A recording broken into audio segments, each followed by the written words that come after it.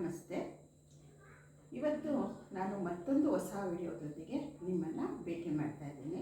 ಏನಪ್ಪ ಹೊಸ ವಿಡಿಯೋ ಅಂದರೆ, ನಾವು ಸಾಮಾಜಿಕ ಜಾಲತಾಣಗಳಲ್ಲಿ ಈ ನಡುವೆ ನೋಡ್ತಾ ಇರುವಂತಹ ಟ್ರೆಕ್ಕಿಂಗ್ ಹೋಗಿ ಹುಡುಗಿರು ಮೇಲಿಂದ ಬಿದ್ದೋಗಿರೋದು, ಮತ್ತು ಮಿಸ್ ಆಗಿರೋದು, ಮತ್ತು ಸಿಕ್ಕಿರುವಂಥದ್ದು ಅಂಥವ್ರಿಗೆಲ್ಲ ತುಂಬ ಪ್ರಚಾರವನ್ನು ಕೊಡ್ತಾ ಇದ್ದಾರೆ, ಸಿಗ್ತಾ ಇದೆ. ಅವ್ರಿಗೆ ರಕ್ಷಣೆಗೂ ಸಹ ಅನೇಕ ಟೀಮ್ಗಳು ಹೋಗಿ ಅವರಿಗೆ ರಕ್ಷಣೆಯನ್ನು ಮಾಡ್ತಾ ಇದೆ. ಮಾಡಲಿ, ಬೇಡ ಅನ್ನಲ್ಲ. ಆದರೆ ಒಳ್ಳೆ ಕೆಲಸವನ್ನು ಮಾಡಿರುವಂತಹ ನಮ್ಮ ಅನಂತ್ ಅಂಬಾನಿಯವರಿಗೆ ಯಾಕೆ ಪ್ರಚಾರ ಸಿಗ್ತಾ ಇಲ್ಲ ಸಾಮಾಜಿಕ ಜಾಲತಾಣಗಳಲ್ಲಿ ಅಂತ ತಿಳಿದು ನಾನು ಒಂದೇ ಒಂದು ಸಣ್ಣ ವಿಡಿಯೋ ಮಾಡೋಣ ಅಂತ ಹೇಳಿಬಿಟ್ಟು ಈ ವಿಡಿಯೋನ ಮಾಡ್ತಾ ಇದ್ದೀನಿ. ನಮ್ಮ ಅನಂತ್ ಅಂಬಾನಿಯವರು ನಮ್ಮ ಕೇರಳದ ಕೆಲವು ದೇವಸ್ಥಾನಗಳಿಗೆ ನಮ್ಮ ಕಲ್ಚರನ್ನು ಇವತ್ತು ನಾನು ನಮ್ಮ ದೇಶದ ಒಬ್ಬ ಮಹಾನ್ ವ್ಯಕ್ತಿ ಅಂತಲೇ ಹೇಳ್ಬೋದು, ಈಗಿನ ಕಾಲದ ಮಹಾನ್ ವ್ಯಕ್ತಿ ಅಂತ ಹೇಳ್ಬೋದು. ಯಾಕಪ್ಪ ಅಂದರೆ ಅವರು ನಮ್ಮ ಧಾರ್ಮಿಕ ಮತ್ತು ಸಾಂಸ್ಕೃತಿಕ ನೆಲೆಯನ್ನು ಉಳಿಸ್ಕೋದಕ್ಕೋಸ್ಕರ ಅನೇಕ ಸಹಾಯವನ್ನು ನಮ್ಮ ದೇವಾಲಯಗಳಿಗೆ ಮಾಡ್ತಾ ಇದ್ದಾರೆ.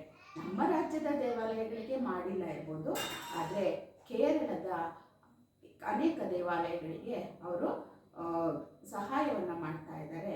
ಅವರು ಸುಮಾರು 18 ಕೋಟಿ ರೂಪಾಯಿಗಳನ್ನು ಸಹಾಯ ಮಾಡಿದ್ದಾರೆ.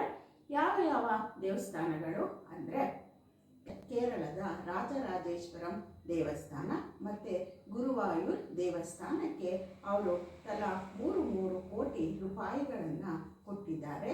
ಉಳಿದ 12 ಕೋಟಿ ರೂಪಾಯಿಗಳನ್ನು ಅವರು ದೇವಸ್ಥಾನದ ಪುನರ್ ನಿರ್ಮಾಣಕ್ಕೆ ಉಪಯೋಗಿಸುವ ಹಾಗೆ ಕೆಲವು ಟ್ರಸ್ಟ್ಗಳನ್ನು ಸಹ ಮಾಡ್ತಾ ಇದ್ದಾರೆ. ಅಂಬಾನಿಯವರ ಪುತ್ರ ದೊಡ್ಡ ಮನಸ್ಸಿನಿಂದ ಅಷ್ಟೊಂದು ದುಡ್ಡನ್ನು ನಮ್ಮ ಧಾರ್ಮಿಕ, ಸಾಂಪ್ರದಾಯಿಕ, ಸಾಂಸ್ಕೃತಿಕ ನೆಲೆಯನ್ನು ಉಳಿಸೋದಕ್ಕೋಸ್ಕರ ಕೊಟ್ಟಿದ್ದಾರೆ. ಆದರೆ ಇದಕ್ಕೆ ಮಿಶ್ರ ಪ್ರತಿಕ್ರಿಯೆ ಬರ್ತಾ ಇದೆ.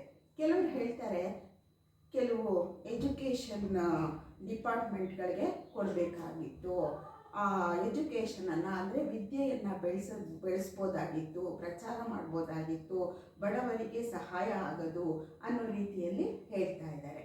ಇನ್ನು ಒಬ್ಬರು ಹೇಳ್ತಾ ಇದ್ದಾರೆ, ಇಲ್ಲ, ಅವ್ರು ಮಾಡಿರುವಂಥ ಕೆಲಸ ಕರೆಕ್ಟಾಗಿದೆ, ಅವರು ನಮ್ಮ ಧಾರ್ಮಿಕ ಪರಂಪರೆಯನ್ನು ಉಳಿಸ್ತಾ ಇದ್ದಾರೆ ಅಂತ ಹೇಳ್ತಾ ಇದ್ದಾರೆ.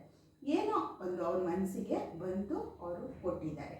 ಇವರೆಲ್ಲ ಏನಕ್ಕೆ ಮಿಶ್ರ ಪ್ರತಿಕ್ರಿಯೆಯನ್ನು ಕೊಡ್ತಾ ಇದ್ದಾರೆ? ಆ ಸಾಂಪ್ರದಾಯಿಕ ಮತ್ತು ಸಾಂಸ್ಕೃತಿಕ ಧಾರ್ಮಿಕ ನೆಲೆಯನ್ನು ಒಂದು ಅಚ್ಚುಕಟ್ಟಾಗಿ ನಿಲ್ಲಿಸೋದು ಸಹ ನಮ್ಮ ಭಾರತೀಯರ ಕರ್ತವ್ಯ ಅಲ್ವಾ? ಅವರು ಅದಕ್ಕೆ ತುಂಬ ಇಂಟ್ರೆಸ್ಟ್ ಕೊಟ್ಟು ಕೆಲಸವನ್ನು ಮಾಡ್ತಾ ಇರಬೇಕಾದ್ರೆ ನಾವು ಅವರಿಗೆ ಪ್ರೋತ್ಸಾಹವನ್ನು ಕೊಡಬೇಕು, ಒಳ್ಳೆ ರೀತಿಯಲ್ಲಿ ಮಾತಾಡಬೇಕು ಅಂತ ನನಗೆ ಅನ್ನಿಸ್ತು. ಅದಕ್ಕೋಸ್ಕರ ಈ ವಿಡಿಯೋವನ್ನು ಮಾಡಿದೆ. ಈ ವಿಡಿಯೋ ನಿಮ್ಗೆ ಇಷ್ಟ ಆದರೆ ಒಂದು ಲೈಕ್ ಮಾಡಿ, ಶೇರ್ ಮಾಡಿ, ಕಮೆಂಟ್ ಮಾಡಿ, ಸಬ್ಸ್ಕ್ರೈಬ್ ಮಾಡೋದನ್ನು ಮರಿಬೇಡಿ. ಮತ್ತೊಂದು ಹೊಸ ವಿಡಿಯೋದೊಂದಿಗೆ ನಾನು ನಿಮ್ಮನ್ನು ಭೇಟಿ ಮಾಡ್ತೀನಿ. ನಮಸ್ತೆ.